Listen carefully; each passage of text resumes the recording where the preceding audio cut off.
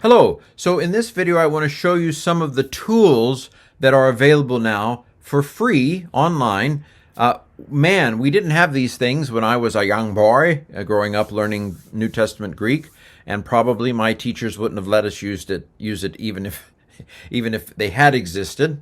By the way, AI now, ChatGPT, Gemini, basically all you need to do is copy and paste anything from the Greek New Testament into those AI platforms. They'll tell you whatever you need to know. They'll translate it. They'll give you the analysis of the words. They'll give you, it's amazing the resources that are available. But I'm still going to start here with some of these free resources that are really good if you're just learning Greek. You want to be, let's say you want to be able to use Greek right off the bat, but you don't know much of anything. Maybe you know the alphabet. These are great tools to slide right into the Greek New Testament without having memorized everything first, which is the way we used to do it when I was a boy. We had to memorize all the stuff. But now we have these tools that'll tell you all the stuff. Well, I'm going to start with Blue Letter Bible, blueletterbible.org. Just put that in there and it'll take you to this site. I'm going to go to Mark 1 because in this first part of the journey, I want to use Mark 1, 1 through 8. As some helpful Greek to learn the letters and such. You'll notice that this is a traditional site, so the King James is the default. Here's an advertisement for the New King James Modal. That's okay, of course. The Greek text behind the King James isn't too different from the Greek text behind all the other modern translations. Most textual scholars would say that the Greek behind the King James is not quite as original as the Greek behind other versions. I'm going to go ahead and flip to the RSV, not because it's the RSV, because I think the rest of them all flip to the RSV. If you put into the other versions, I think the Greek you're going to get is going to be the Greek behind the RSV, I think. So I'm going to go, this brought me to Mark 1, and I'm going to click on Tools, and now we're in Greek land. There's the translation of the verse in English, but here's the Greek right here. And then we have this helpful analysis at the bottom. On the far left, we have a rough English translation of the Greek. And so that's helpful. So this is arche, and then it roughly means beginning. This is to, and it roughly means of the. Well, not roughly, that's a good translation. So we have a rough translation of the Greek off to the left.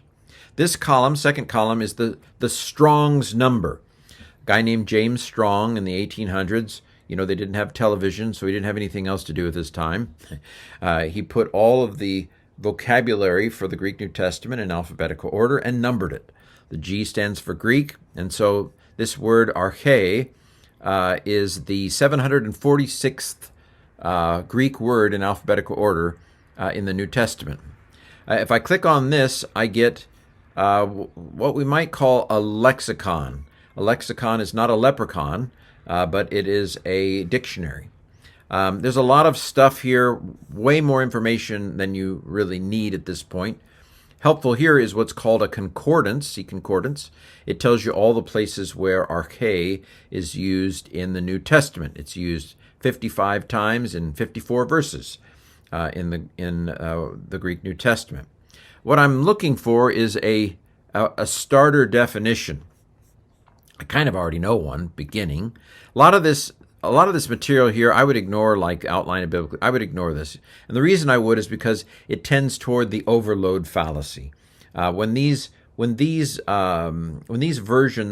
dictionaries were created in the mid 20th century and earlier, they didn't understand how words work as well as we do today.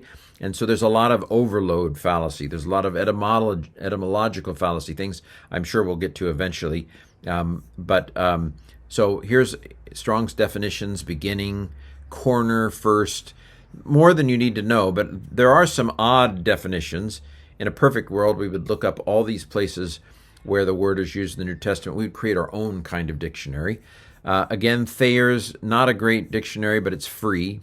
It's old, very old.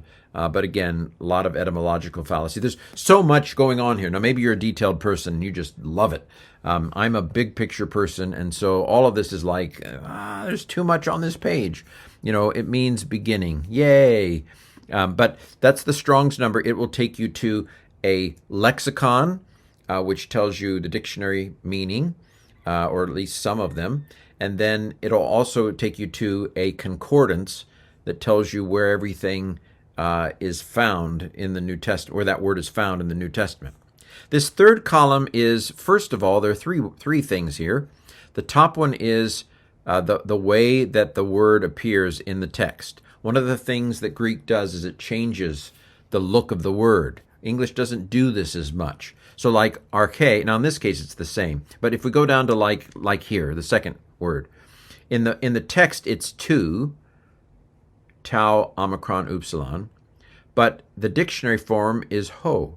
So that looks quite different. And if you're just starting out Greek, you might be like, what's going on here?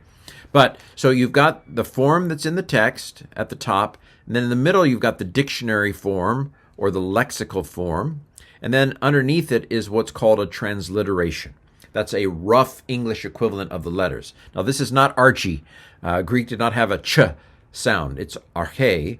And so when you're starting out, that might help you kind of know that you've got the word kind of understood, arche, but eventually you want to wean yourself off of that interlinear so that you can read, so that your eyes see this as arche, and you don't need to look down here at arche.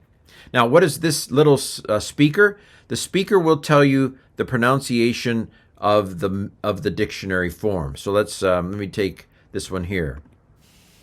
Strong's G 2098, euangelion. Euangelion. Now, I hope you could hear that, but basically it said euangelion, or euangelion. That's the Erasmian pronunciation.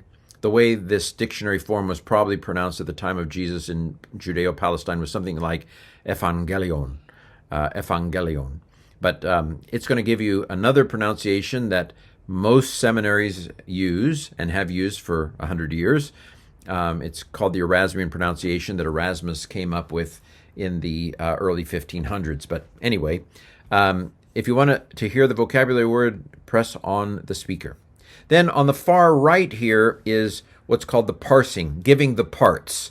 This is grammatical analysis. This is one of the great things, great tools that we have today, is that you don't have to memorize it all because the tools will tell you. So the N tells you it's a noun. NSF tells you it's nominative singular feminine. You don't need to know what any of that is yet, but it tells you the parts. It tells you the analysis. You can get that, by the way, as well if you click on the word. So when I click on that, a modal appears over here. Euangeliu, that's the Erasmian pronunciation, euangeliu. The actual pronunciation at the time was probably more like evangeliu, but with the F. But evangelion would be again the pronunciation at the time of the dictionary form. There's the Strong's number to take you to the dictionary. There's a rough English translation of the word in its dictionary form, gospel. There's the code, again, it's the code, noun, genitive, singular, neuter, this particular one. And then it spells it out, what I just said. Again, noun, case is genitive. You don't need to know what that is now, but lots of information here, and that's Blue Letter Bible. Very useful when you're learning Greek. And then eventually, hopefully you don't need it. Well, the other site I wanted to show you was interlinearbible.org. When you click on it, it redirects to biblehub.com/interlinear. But I just remember interlinearbible.org more easily. So it's up to you how you want to do it. When I go to Mark 1, here again is what's called an interlinear. It means between the lines. So in the middle, I have the Greek, right? And underneath it, under the line, I've got a rough translation. And under that, I've got that code again. So this is the analytical information. There are actually, there's a kind of concordance called an analytical concordance that spells out what all the forms are. You don't need to use that anymore because all you have to do is click on this, and well, that tells you what the abbreviations are. But this is a noun, nominative, feminine, singular, just like it was in Blue Letter Bible.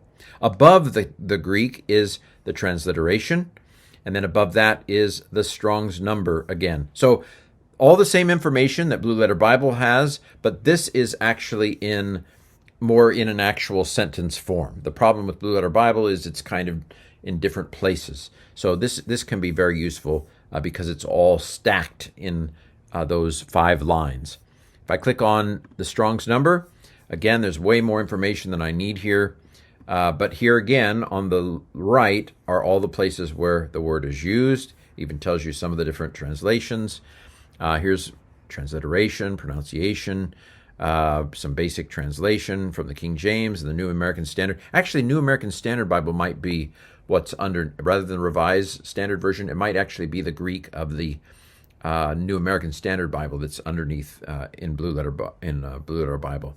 So anyway, again, there's the Strong's information. There's Strong's 746. And there you have it. So what have we learned in this video? We've learned about 2 websites. We've learned about Blue Letter Bible and interlinearbible.org. We've learned what a interlinear is. This is an interlinear. We've learned what a transliteration is. We've learned that there's a code, analytical information. We've learned what a concordance is. It tells you where all the places where that Greek word is used. We've learned about Strong's and the Strong's concordance and the Strong's number. We've learned a lot of stuff, and it really wasn't that long of a video even.